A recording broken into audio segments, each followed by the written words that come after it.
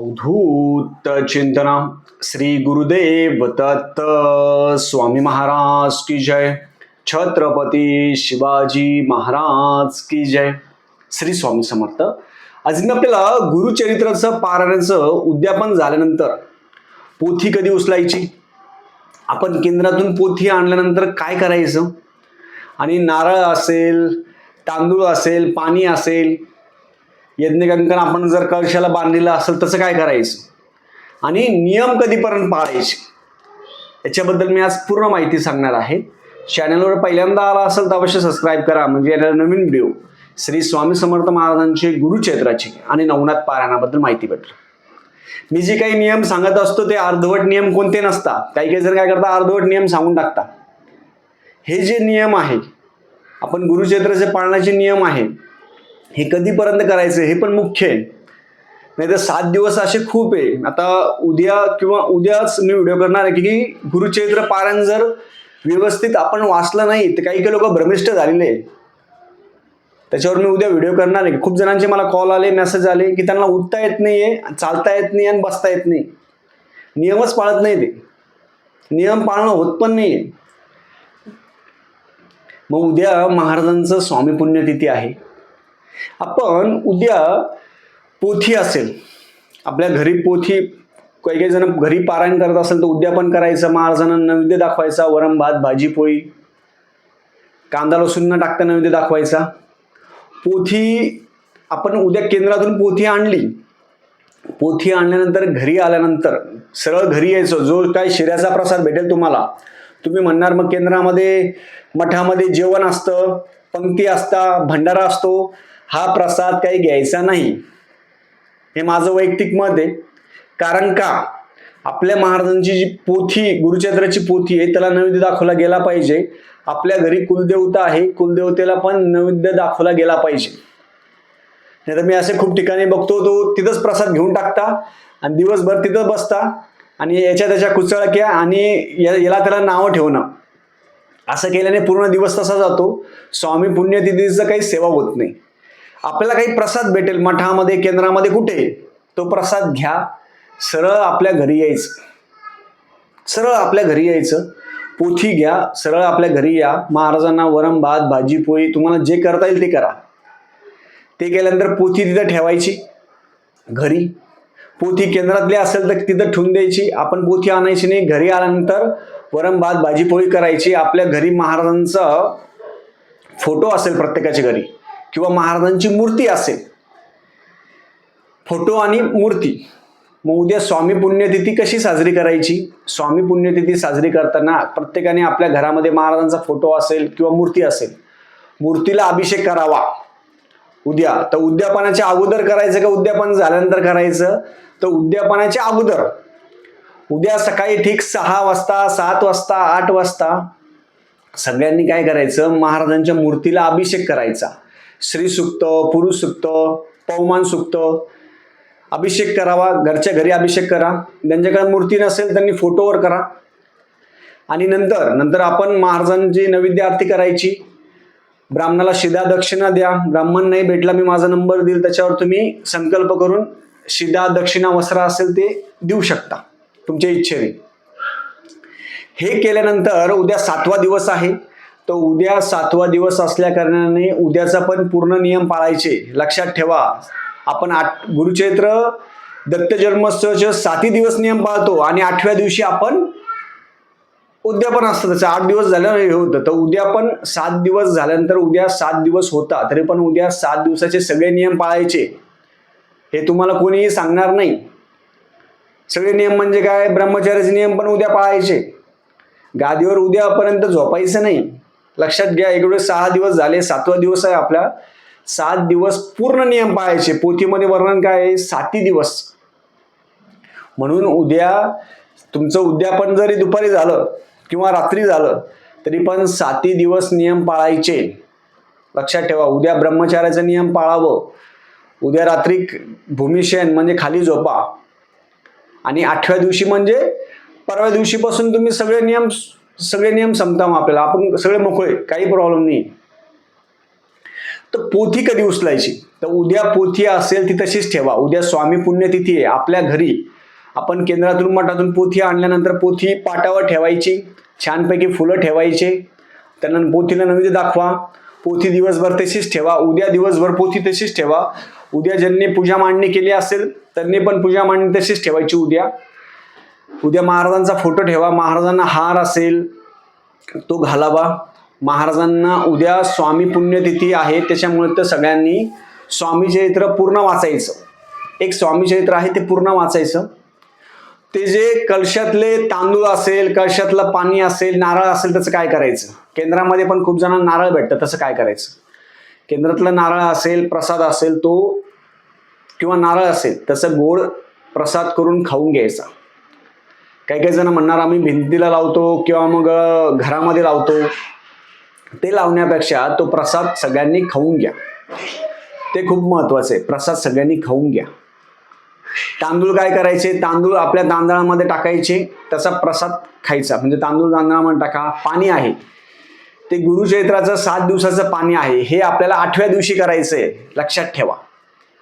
पोथी उचलायची ही 8व्या दिवशी. आपले नियम संपणार हे 8व्या दिवशी. फक्त आपलं उद्यापन जे होईल ते 7व्या दिवशी होईल, हे लक्षात ठेवा सगळ्यांनी. 7 दिवस नियम पाळायचे, ब्रह्मचार्याचे नियम. उद्या तुम्हाला दिवसभरात कधीही जमलं चालेल. आता खूप जण म्हणणार दादा आम्ही केंद्रातून लवकर पोथी भेटत नाही. तुम्हाला उद्या दिवसभरात कधी पोथी भेटली ती घ्या आणि उद्यापन तुम्ही संध्याकाळी रात्री 12 वाजेपर्यंत उद्यापन करू शकता. काही हरकत नाही.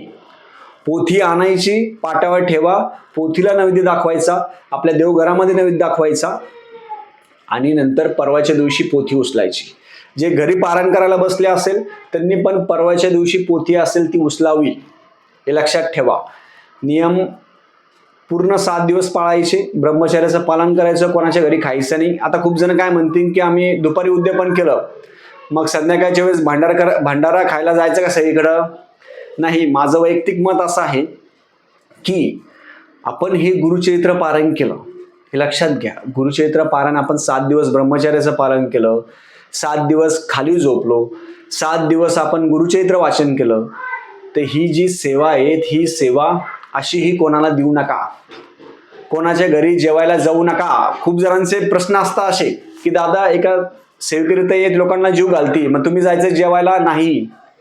ज्यांनी गुरुचरित्राचं पारायण केलं त्यांनी आपल्या घरीच आपला उपास सोडा, आपल्या घरीच आपलं उद्यापन करा आणि आपल्या घरीच आपण महाराजांना नैवेद्य दाखवा आणि तो प्रसाद आपण स्वतः ग्रहण करा. तुम्हाला मठामध्ये केंद्रामध्ये जो प्रसाद भेटेल, शिऱ्याचा प्रसाद भेटेल, खिचडी असेल, भात असेल, तांदूळ असेल, काही प्रसाद भेटेल, तो प्रसाद घरी आणा. तिथं पण सांगितलं जातं की प्रसाद घरी डायरेक्ट आपल्या घरी जा. का बरं? कारण की ही 7 दिवसाची तुमची जी सेवा आहे ती सेवा 7 दिवसांची डायरेक्ट आपल्या घरी यायला पाहिजे. आपण काय करतो तसं करतच नाही. खूप जण काय करता, प्रसाद तिथंच खाता, याच्या घरी जाय त्याच्या घरी जाय, जेवण कर, चहा पी, आणि तुम्ही म्हणता मग गुरुचरित्र पारायण करून आम्हाला फळच भेटत नाही. कस काय भेटणार फळ? फळ कस काय भेटणार? तुम्ही एक नियम करा, तुम्ही एकदा घरी गुरुचरित्र पारायण करा आणि त्याचं फळ तुम्हाला काय भेटतं ते बघा, आणि मठामध्ये केंद्रामध्ये गुरुचरित्र पारायण केल्यानंतर त्याचं फळ काय भेटतं ते बघा. तुम्हाला कसं वाटतं ते बघा. घरी पारायण केल्यानंतर आपण नैवेद्य आरती असेल, उद्यापन असेल, ब्राह्मण भोजन असेल, ह्या सगळ्या गोष्टी प्रॉपर होतात. काही काही ठिकाणी आजच गुरुचरित्राच्या पोथी उचलून घेताय, काही काही ठिकाणी उद्या गुरुचरित्राच्या पोथी उचलून ठेवून देता. मुळामध्ये 8 दिवस पोथी हलवायला चालत नाही, हे नियमाने.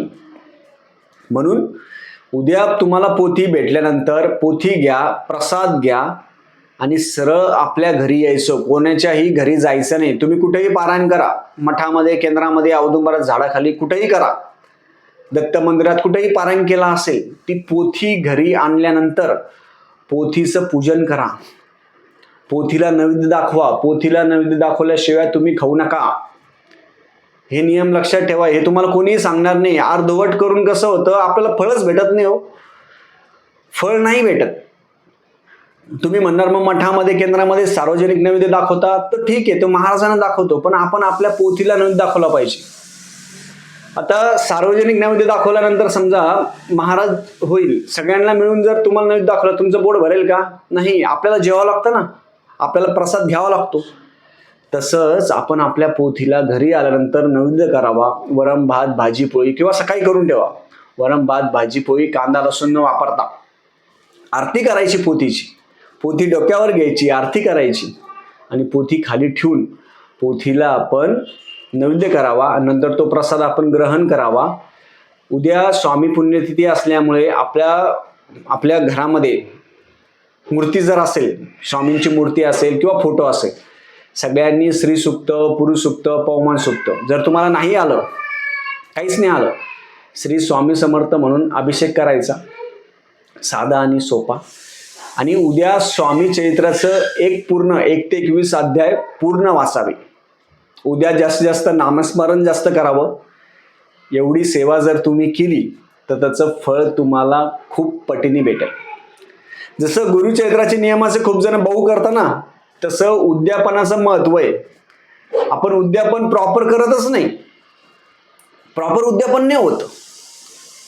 प्रॉपर उद्यापन करणं महत्वाचं आहे. जसं सुरू करणं महत्वाचं आहे, तसं प्रॉपर उद्यापन करणं महत्वाचं आहे. म्हणून आपल्या घरी तर खूप जणांचं काय होतं की काही जणांना सुतक आलं, वृद्धी आली, मासिक धर्म आला, मग त्यांनी त्यांच्या नवऱ्याकडून करून घेत असाल. तुम्हाला पोळी भाजी चपाती नाही करता आली, शिरा करा. नाही करता आलं, फळं दाखवा. नाही करता आलं तर कोणाकडून तरी नैवेद्य करून महाराजांना दाखवा.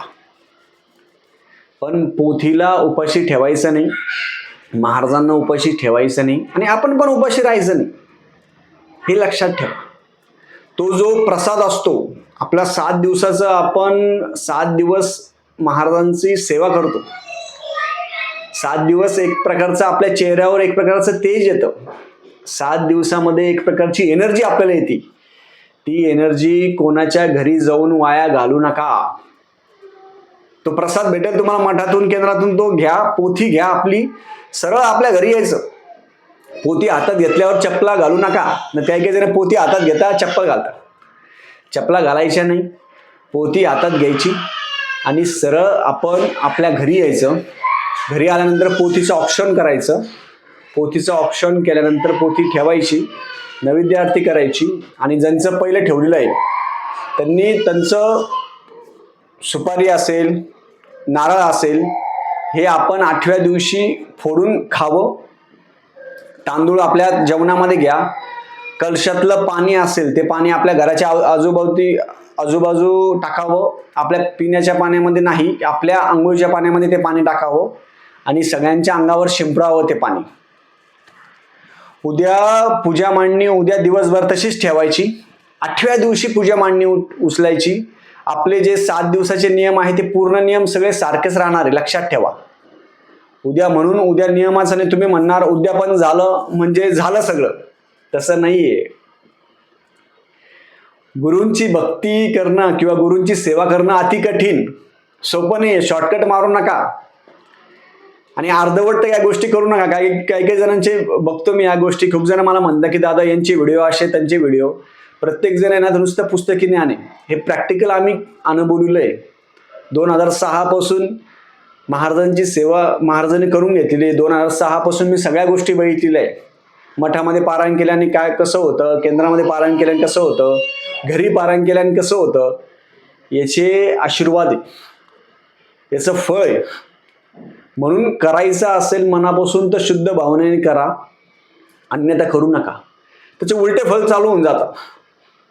म्हणून सगळ्यांना विनंती आहे, पोथी घरी आणल्यानंतर पोथीला नैवेद्य आरती करावी आणि नैवेद्य आरती केल्यानंतर स्वामीचरित्र उद्या सगळ्यांनी वाचावं. सगळ्यांनी स्वामीचरित्र वाचावं. परत नामस्मरण जास्त करावं. उद्या घरी सकाळ आणि संध्याकाळ 2 टाईम महाराजांची आरती करावी आणि महाराजांना नैवेद्य दाखवावा. अशा पद्धतीने प्रत्येकाने सेवा करावी. झालेली सेवा मी महाराजांच्या रुजू करतो. श्री स्वामी समर्थ.